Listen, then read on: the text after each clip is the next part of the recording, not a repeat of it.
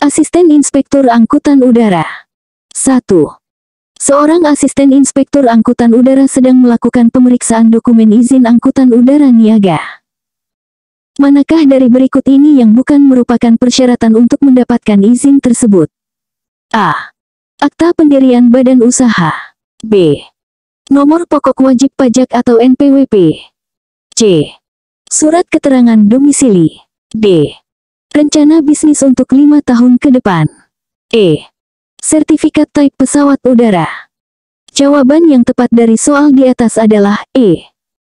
Pembahasan dari pertanyaan di atas yaitu, bahwa sertifikat type pesawat udara bukan merupakan persyaratan untuk mendapatkan izin angkutan udara niaga. Persyaratan yang disebutkan dalam pilihan A, B, C, dan D adalah benar dan sesuai dengan Peraturan Menteri Perhubungan tentang Perizinan Angkutan Udara. Kita masuk soal berikutnya. 2. Dalam melaksanakan tugasnya, asisten inspektur angkutan udara menemukan bahwa sebuah maskapai penerbangan tidak memenuhi ketentuan faktor muatan atau load factor minimum.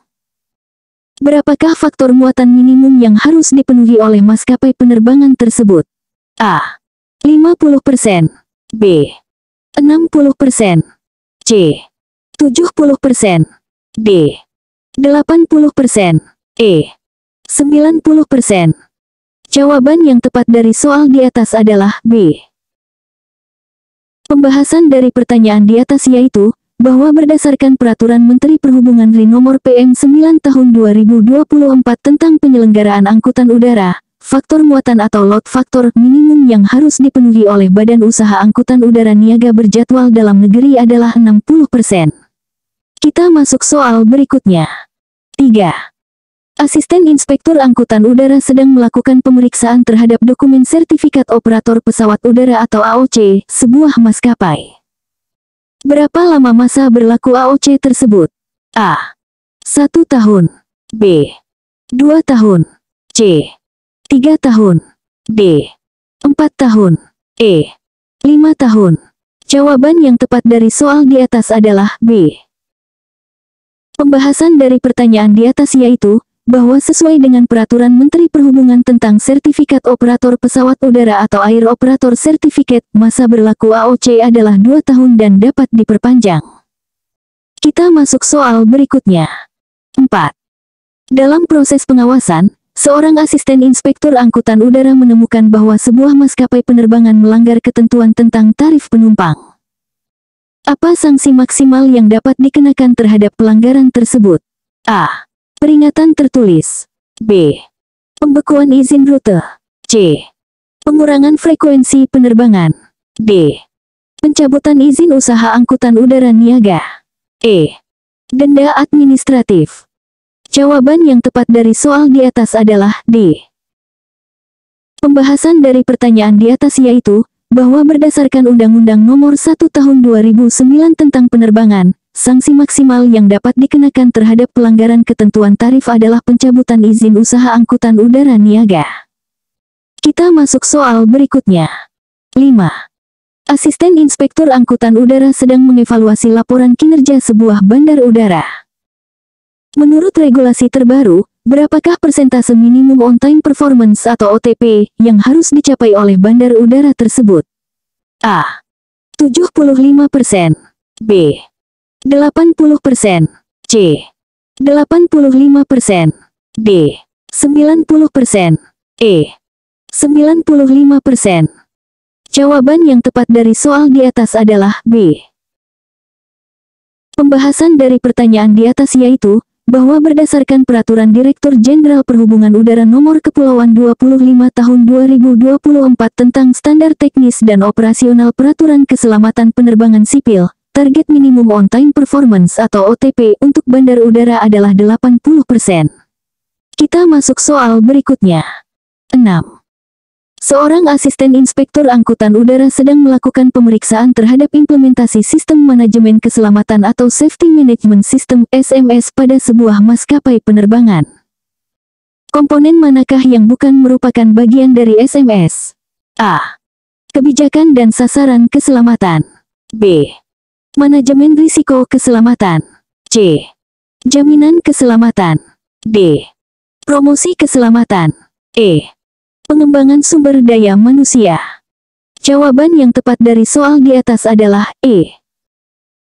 Pembahasan dari pertanyaan di atas yaitu, bahwa berdasarkan IKO Aneks 19 dan Peraturan Menteri Perhubungan tentang Sistem Manajemen Keselamatan, 4 komponen utama SMS adalah kebijakan dan sasaran keselamatan, manajemen risiko keselamatan, jaminan keselamatan, dan promosi keselamatan.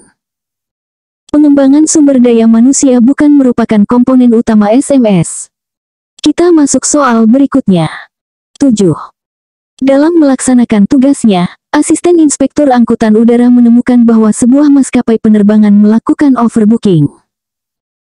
Berdasarkan regulasi terkini, apa yang harus dilakukan oleh maskapai tersebut terhadap penumpang yang tidak terangkut akibat overbooking? A. Mengembalikan tiket tanpa biaya tambahan. B.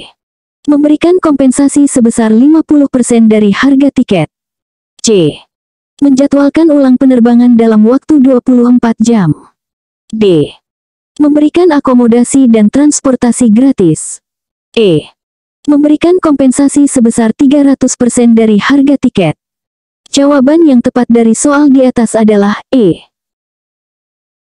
Pembahasan dari pertanyaan di atas yaitu, bahwa berdasarkan Peraturan Menteri Perhubungan RI Nomor PM 185 Tahun 2024 tentang hak dan kewajiban penumpang angkutan udara, maskapai penerbangan wajib memberikan kompensasi sebesar 300% dari harga tiket kepada penumpang yang tidak terangkut akibat overbooking. Kita masuk soal berikutnya. 8.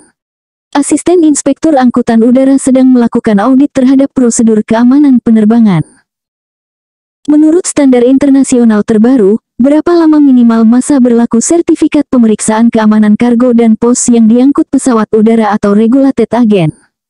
A. 1 tahun. B. 2 tahun. C. 3 tahun. D. 4 tahun. E. 5 tahun. Jawaban yang tepat dari soal di atas adalah C. Pembahasan dari pertanyaan di atas yaitu, bahwa sesuai dengan standar IKO Aneks 17 dan Peraturan Menteri Perhubungan terbaru tentang Program Keamanan Penerbangan Nasional, masa berlaku minimal sertifikat regulated agent adalah 3 tahun. Kita masuk soal berikutnya. 9. Seorang asisten inspektur angkutan udara sedang mengevaluasi implementasi teknologi baru di bandar udara. Manakah dari berikut ini yang bukan merupakan teknologi yang wajib diterapkan di Bandar Udara Internasional menurut regulasi terkini? A. Automated Border Control atau ABC. B. Self-Service Check-in Kiosk AS. C. Biometric Boarding Systems. D. Radio Frequency Identification atau RFID untuk bagasi. E. Artificial Intelligence atau AI untuk prediksi cuaca. Jawaban yang tepat dari soal di atas adalah E. Pembahasan dari pertanyaan di atas yaitu, bahwa berdasarkan Peraturan Menteri Perhubungan terbaru tentang standar pelayanan bandar udara, teknologi seperti Automated Border Control, Self-Service Check-in Kiosk AS, Biometric Boarding Systems, dan RFID untuk bagasi wajib diterapkan di bandar udara internasional. Namun, penggunaan AI untuk prediksi cuaca belum menjadi kewajiban dalam regulasi saat ini. Kita masuk soal berikutnya. 10. Asisten Inspektur Angkutan Udara sedang melakukan pemeriksaan terhadap penerapan program pengurangan emisi karbon pada sebuah maskapai penerbangan.